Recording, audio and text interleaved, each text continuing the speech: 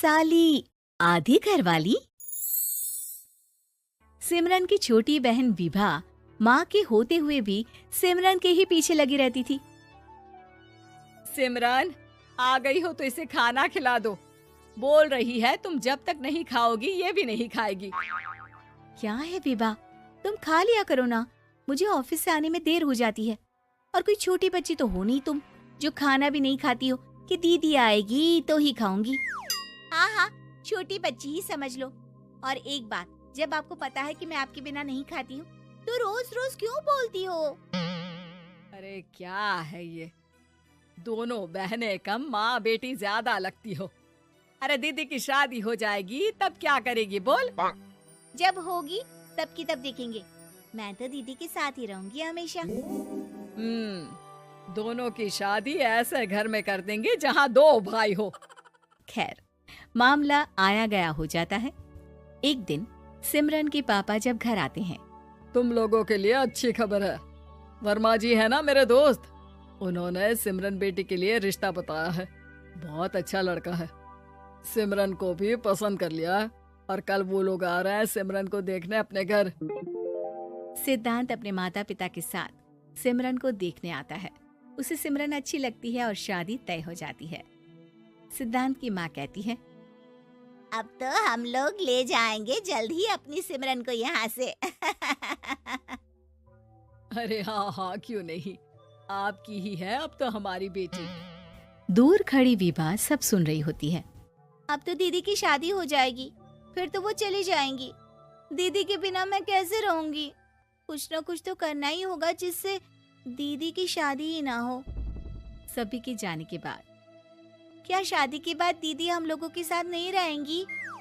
अरे नहीं तो फिर क्यों रहेगी, शादी हो जाएगी तो अपने घर चली जाएगी ना। तो मैं भी जाऊंगी उनके साथ, मेरा भी सामान पैक कर देना। अरे कैसे बात कर रही हो विभा, दीदी के ससुराल छोटी बहन नहीं जाती।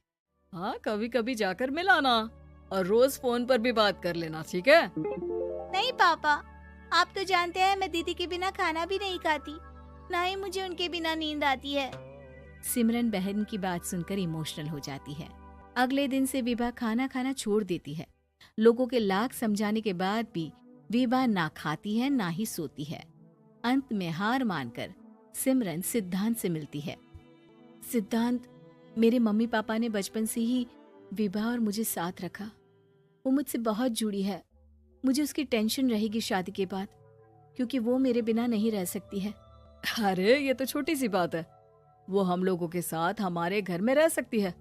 जब उसकी अकल आ जाएगी या वो समझ जाएगी कि तुम्हारा घर वो नहीं बल्कि ये है, तो हम उसे घर छोड़ आएंगे, ठीक है? सिमरन खुश हो जाती है क्योंकि वो यही चाहती थी। वो माँ पिता से बात कर लेती है। अरे कैसी बात कर रही हो सिमरन, भला बेटी के ससुराल में हम छोटी बहन को कैसे भेज दे? जमाना क्या कहेगा? अरे तू पागल हो गया है, मना कर दे। इस शादी में इन लोगों का तो ये चलता ही रहेगा, कभी बहन यहाँ आ रही है, कभी वो बहन के पास जा रही है। अरे शादी हो रही है, कोई मजाक थोड़ी ना हो रहा है ना बाबा ना। माँ कैसी बात कर रही हो, सिमरन से मैं जुड़ाव महसूस कर रहा हूँ और इतनी सी बात के लिए इतनी अच्छी लड़की को कैसे छोड़ सकता हूँ? सिद्धांत की भी जिद होती है कि वो सिर्फ सिमरन से ही शादी करेगा, और होता भी वैसा ही है। सिद्धांत और सिमरन की शादी हो जाती है और दहेज में आ जाती है विभा। शादी के बाद बुआ सास कहती है, अरे माँ ना, साली आधी घर वाली होती है, लेकिन ये क्या, तुम तो उसे घर ही ले आए। तभी चाची कहती है, सिद्धांत को तो हम लोगों ने सीधा समझा था, लेकिन सबसे तेज तो यही निकला। अरे देखो कैसे दहेज तो नहीं लिया, लेकिन साली पर कब्जा कर लिया। सिद्धांत ने इस और तो सोचा ही नहीं था, लोग उन लोगों के बारे में ऐसी भी बात करेंगे। वो वहाँ से चला जाता है और चुपचाप अपने कमरे में लेट जाता है। क्या हुआ सिद्धांत, तुम अचानक से परेशान हो गए, कोई बात है क्या? अरे नहीं नहीं, वो थक गया था ना, शादी की सारी तैयारी और रस्मों के बीच, सोच रहा हूँ थोड़ा आराम कर लूं। हाँ ठीक है, आप लेट जाइए, मैं विभा का बेड लगा देती हूँ जमीन पर। क्या? वो यहाँ सोएगी? हाँ, बताया तो था कि उसे नींद नहीं आती मेरे बिना। तो तुम आराम से लेटो ऊपर, हम लोग नीचे बिछा लेते हैं।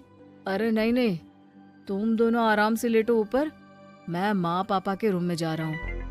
सिद्धांत वहाँ से दूसरे कमरे में चला जाता है, जहाँ सिद्धांत के पिता उससे कहते हैं, क्या बात है बेटा, तू उस कमरे में क्यों नहीं सो रहा? बहू से लड़ाई हो गई है क्या शादी के पहले दिन ही? अब नहीं पापा, वो दोनों बहनों को बात करनी थी और मुझे नींद आ रही है, तो मैं यहाँ सोने चला आया। अगले दिन सिद्धांत तैयार होकर ऑफिस जाता है। ऑफिस में लंच के वक्त दोस्त कहता है, क्या बात है सिद्धांत, इतना सारा खाना एक ही दिन में? हाँ यार, वो सिमरन को खाना बनाने का शौक है तो उसी ने बनाया है।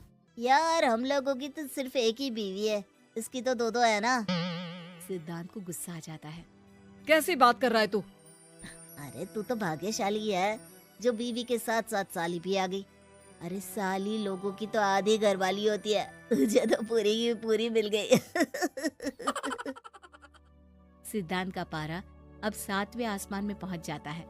वो खड़ा होकर उस लड़के से लड़ने लगता है।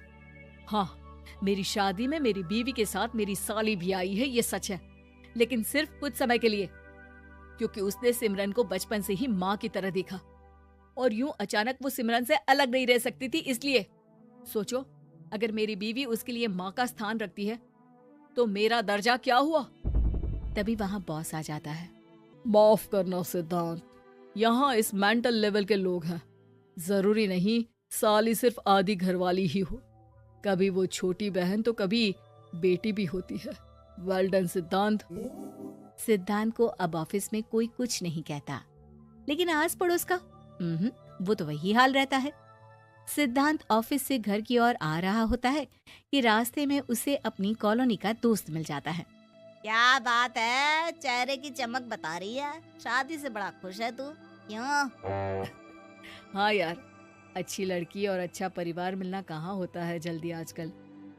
यार हमें भी दिला देना ऐसा परिवार जहाँ एक के साथ एक फ्री की स्कीम चल रही हो। सिद्धांत को फिर गुस्सा आ जाता है। वो दोस्त को मारने के लिए हाथ उठाता ही है कि वहाँ विभा आ जाती है।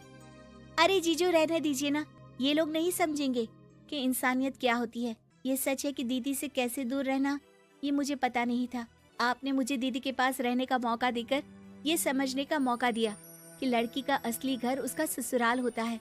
मैं समझ चुकी हूँ, मैं जा रही हूँ जीजू, लेकिन मैं खुश हूँ कि आपने मुझे अपनी छोटी बहन समझा। सभी उन लोगों को देखकर ताली बजाने लगते हैं।